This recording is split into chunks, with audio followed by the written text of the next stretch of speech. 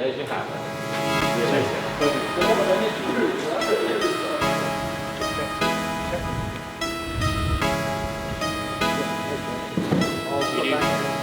Yeah, the camera's at 4.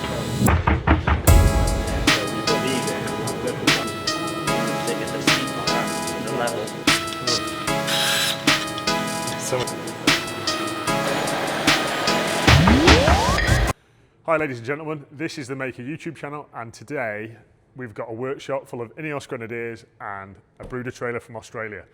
So we've set ourselves an epic adventure. We're going to be taking an Ineos Quartermaster and an Ineos station wagon and a Bruder trailer from Australia.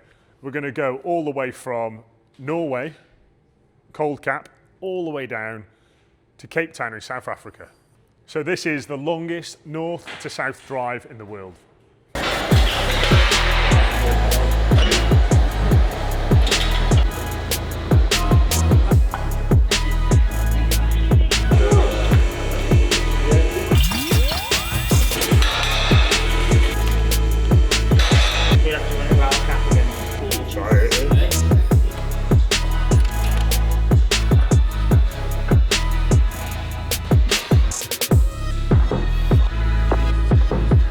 Cape to Cape is a historic drive from the Nordkapp in Norway to Cape Arguillas in South Africa.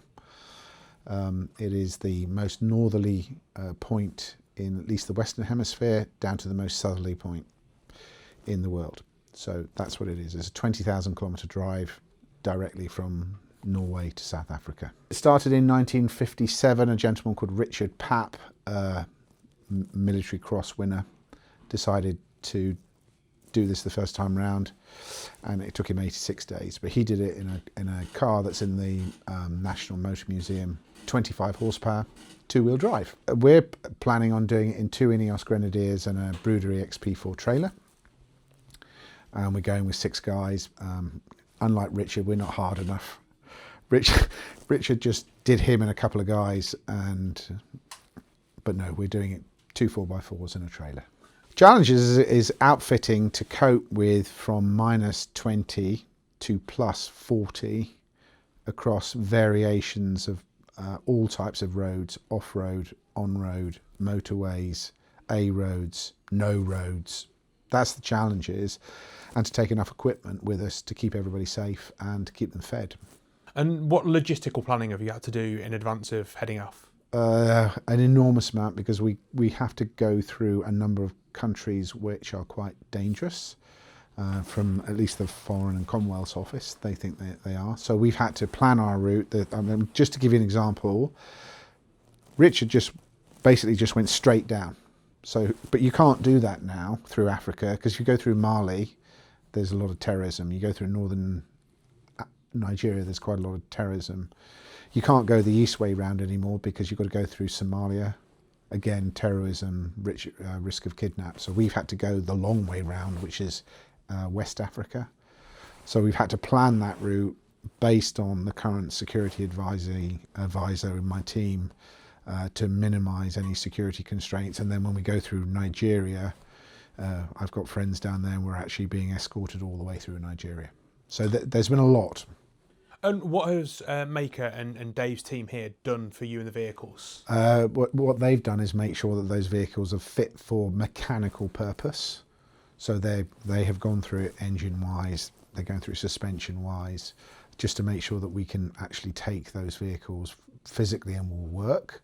But we've had to work in conjunction with some other people as well, to add additional storage facilities. And other people, for example, we've got 300 litres of fuel in the rear canopy of the Quartermaster. I'm taking Dave because A, he makes me laugh most of all, but B is because he is a very proficient mechanic, and we need someone who's used to working what I call bush mechanic. If there's a problem, I've no doubt Dave can fix it. How have you prepared these cars, Dave? So these cars have been with friends of ours at Buzz Overland, and they've been getting these cars ready, prepared. They came to us late yesterday, and we've been busy getting these wheels on. We've gone with braid alloy wheels with a BF Goodrich KO3 tyre. We've gone with a tyre that is going to stand up to the arduous conditions and abuse that we're going to throw at it. And today we've gone with lifted springs on the back of the station wagon, because it was simply on its arse. It was dragging on its bump stop, so we had to give it an extra few inches to make it happy. As you can see, the cars are now fully prepared. We've got Rhino roof tents, roof racks, shovels, sand ladders, spare wheels, preparation overload. We had to drill a centre out of the braid wheels to suit the Bruder Trailer hubs because they protrude past the hub face. What other prep have we been up to? It's just been flat out all day, I've lost track. So we're getting the spares in the back of the cars. In the back of here, we've got some fuel bowsers. You see here, so we can literally fuel up. And the idea is we can put good quality fuel when we know when the quality is good. So we can carry on here over 400 litres of fuel. It's going to make this back end drop, but it means that we can carry quality, consistent fuel with us when we're going through the rough ends of Africa. On the trip, what is your role going to be?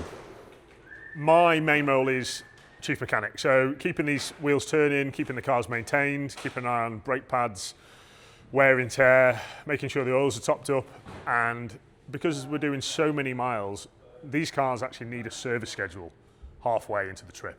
So we're planning on stopping in Lagos, and we've got access to a fully equipped workshop. So we're going to wheels off, we're going to fully inspect the vehicles, spanner check, bolt check, because the last thing we want is one of these vehicles to break down and let us down. So the aim of the game is to prove what these awesome machines are capable of. So our friends Alex and Ryan at Buzz Overland have done an absolute epic job. Like, I couldn't have done a better job myself. Me and Ryan put heads together literally 2 weeks ago, and we got there. This was empty. So this was made by Dieter, D&G Tuning in Belgium. And when the car came, obviously it was just a pickup. It comes with like a canvas back on it, which is no good for safety. You know, people in Africa could jump in the back and nick things. So we came and put heads together. We wanted a shelf for our catering, seat areas, tables, chairs, that's going to go in there. And we're taking a lot of equipment. You can imagine there's 6 guys going on this trip. We've all got our personal equipment, work equipment. I'm taking a laptop, diagnostics, tools. We've got recovery gear in there. And most of all, John spoilt us with frozen food made by an absolute outstanding chef here in England.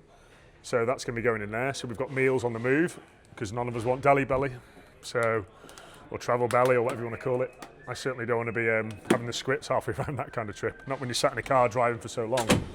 And just check out that. Buzz have done a cracking job, so if anyone's got an Ineos and wants it kitting out, Buzz Overland are the boys to go to. What's that? You got your spray?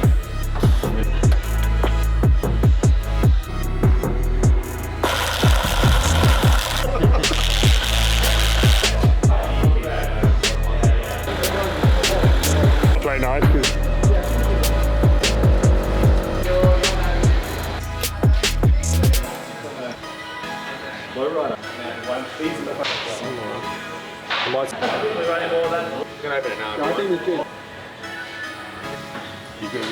So that should cover most of your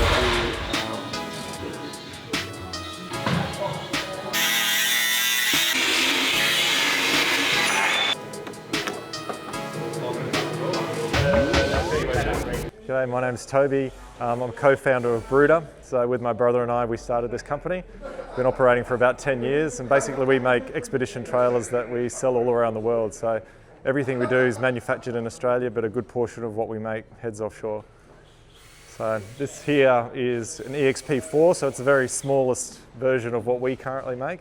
John, who's organising this whole trip, actually has a few of our trailers, so I've got to know him over the last sort of 5 to 6 years. Tell us about this trailer, Toby. So this is an EXP4. It's probably one of the smallest trailers that we make.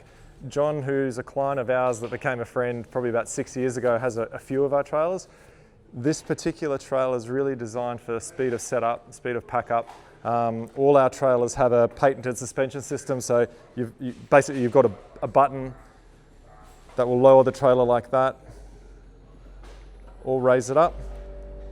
And it has 12 inches of wheel travel, so basically you can, traditionally with a trailer you've got about 5 inches of wheel travel, and this has 12 inches, so it gives you some idea of the bumps that you can hit, the speed that you can travel at over high, really undulating terrain, and the trailer really remains balanced.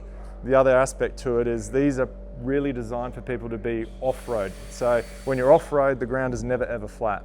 In the front section here is a bed, so you can imagine when you're traveling through a remote area, and you find this idyllic spot, but the ground's not flat, it doesn't really matter. You just jump into bed and you can level it out yourself. The design was really about having no setup or pack up, so the back lifts up, that becomes an instant shade area. There's electronic awnings on both sides. This particular trailer has 400 amp of lithium battery inboard, so really for the trip that we're doing now, that's going to be heaps. It'll largely be a backup for the vehicles, which have also got lithium batteries fitted.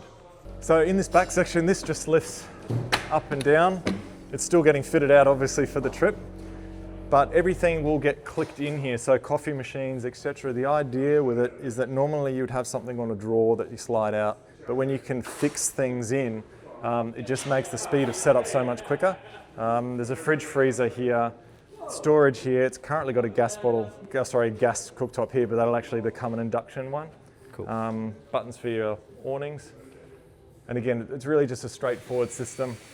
This has got a curvature on it so that when you're standing under here and you lower the suspension down, water runs off. Again, this isn't for permanent structure. This is just about roadside stop, pull out, covered by snow, or stop the heat coming down. So you're part of a 6-person team for this trip. Yep. What is your main role? I've asked John that same question. I think a little bit of everything. I've grown up with my brother doing this our whole lives, so we have Grenadiers back in Australia as well and some other vehicles. It's not uncommon in Australia, or for us, to sort of rack up 50, 60,000 kilometres a year in travelling. A normal, I guess, expedition style trip in Australia, you can do 15,000k. I think in this trip we're doing 18,000k or around that sort of mark. The big difference is we're going to try and smash that out. So yeah, I guess I bring a little bit of experience with driving long distances, and in Australia too, you've got just huge sections of dirt road, which is we'll encounter a little bit of that through Africa, but it's going to be pretty exciting. So the big difference for me is I'm not used to the cold. So starting up in the Arctic, that's going to be a really cool experience. And then obviously we get down to temperatures that are pretty similar in Australia. So yeah, I think there's some synergies between Africa and Australia with this trip. So we've set ourselves a world record attempt from the Nordkapp in Norway all the way down to Cape Town in South Africa. The current world record is 28 days and 13 hours. Can we beat it?